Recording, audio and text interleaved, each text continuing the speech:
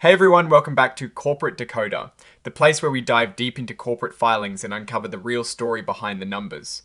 Today, we're looking at Twin Hospitality Group, Incorporated's latest report, and let's just say there is a new financial arrangement that could really shake things up. Before we dive in, if you like getting these kinds of straightforward, no-nonsense analyses, make sure you hit that subscribe button, and if you want to connect with other finance enthusiasts, our Discord community link is in the description below. So, what we have here is a Form 8K filing, which basically means this company is reporting some really important unscheduled events. And for Twin Hospitality Group Incorporated, the big news dropped on the 30th of September 2025. The company signed a common stock purchase agreement, along with a related registration rights agreement, with a group called White Lion Capital. Think of this as a deal where Twin Hospitality Group can potentially raise a significant amount of money, up to a whopping $50 million. They can decide when they want to get this money from White Lion Capital. Now, this isn't a scenario where Twin Hospitality Group is forced to sell shares. They have the power, the option, to ask White Lion Capital to buy their newly issued class of common stock. This gives them flexibility to tap into this funding when they think it is the best time for them. A key part of this deal is that Twin Hospitality Group is obligated to register these shares with the Securities and Exchange Commission.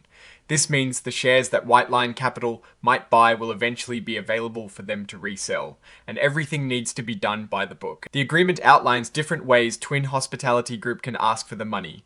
They can issue a purchase notice, which can be a fixed purchase, a rapid purchase, or a VWAP purchase. Each of these has different pricing mechanisms and limits on how many shares can be sold at once. Let us break down a couple of these. Under a fixed purchase notice, White Lion Capital would pay 85% of the lowest average stock price over 5 specific business days. This means the company is essentially selling its stock at a discount to the market price, which is common in these types of agreements. There are also limits on how much they can sell in one go, based on how much the stock is traded, and a fixed dollar amount. Then there is the VWAP purchase notice. Here, White Lion Capital pays 97.5% of the stock, S average price during a specific period minus 5 cents. This also involves selling at a discount. And again, there are limits to prevent them from taking too much too quickly. The rapid purchase notice sounds the most aggressive. The company can choose to sell shares at the lowest trading price during a specific day, or a price very close to it following confirmation.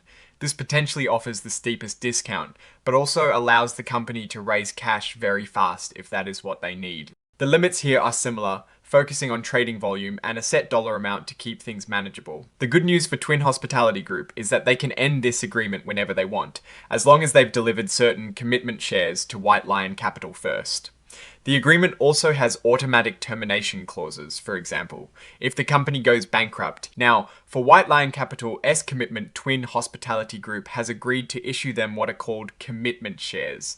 These are essentially bonus shares given to White Lion Capital for entering into this agreement. They reissued in 3 parts when the registration statement becomes effective, on the 180th day after that, and when Twin Hospitality Group has received a certain amount of money from the stock purchase agreement. This structure is designed to align incentives and reward White Lion Capital as the deal progresses and the company raises capital. Like most major financial agreements, these come with standard promises and protections for both sides. These are mostly legal assurances that things are as they seem, and that each party will uphold their end of the bargain. It is important to note that the shares being sold under this agreement have an T been registered under the main securities laws. This means they are being sold privately to an accredited investor, which is a type of investor that has a certain level of wealth and financial experience. This is allowed under specific exemptions in securities law, like Section 4A2 and Rule 506B of Regulation D.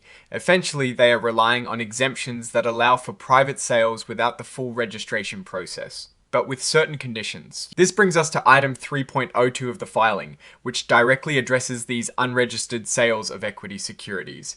It essentially confirms that the company is indeed selling shares without making a public offering, relying on those exemptions we just talked about. And finally, the filing lists the actual agreements as exhibits, so anyone interested can read the full legal language. Exhibit 10.1 is the Common Stock Purchase Agreement, and Exhibit 10.2 is the Registration Rights Agreement. These are the actual legal documents documents that outline all the nitty-gritty details of this deal. The report is signed off by Kenneth J. Cook, the Chief Financial Officer, and dated the 3rd of October 2025, just a few days after the purchase agreement was executed.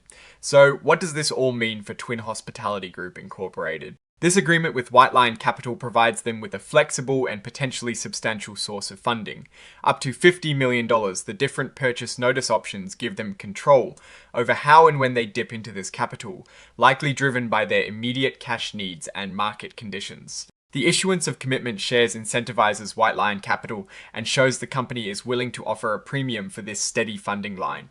However, there are always risks. Selling stock at a discount, especially through options like the rapid purchase notice, can dilute the ownership of existing shareholders. They need to manage this carefully to avoid excessive dilution that could hurt the stock price. The need to register these shares also comes with obligations and potential costs. The company is essentially betting that they can use this capital effectively to grow and generate returns that will ultimately benefit all shareholders, despite the dilution. Looking at this strategically, it appears Twin Hospitality Group is prioritizing access to capital for growth or operational needs. The deal structure suggests a proactive approach to managing their financial resources, especially if they believe their stock price will appreciate over time, making these transactions more favorable in the long run. The main challenge will be to deploy this capital wisely and to ensure that the growth achieved outweighs the dilution experienced by current investors.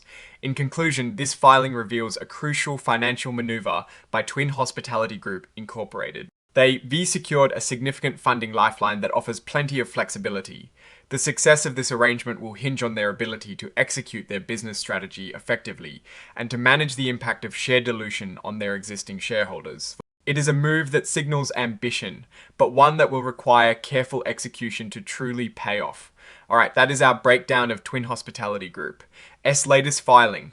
What is your take on these new funding arrangements and what they signal for the company, future? Drop your thoughts in the comments below. If this analysis was valuable, hitting that like button really helps us out, and make sure you subscribe for more deep corporate dives. And don't forget to check out the Discord community link in the description. Thanks for watching, and we'll see you next time on Corporate Decoder.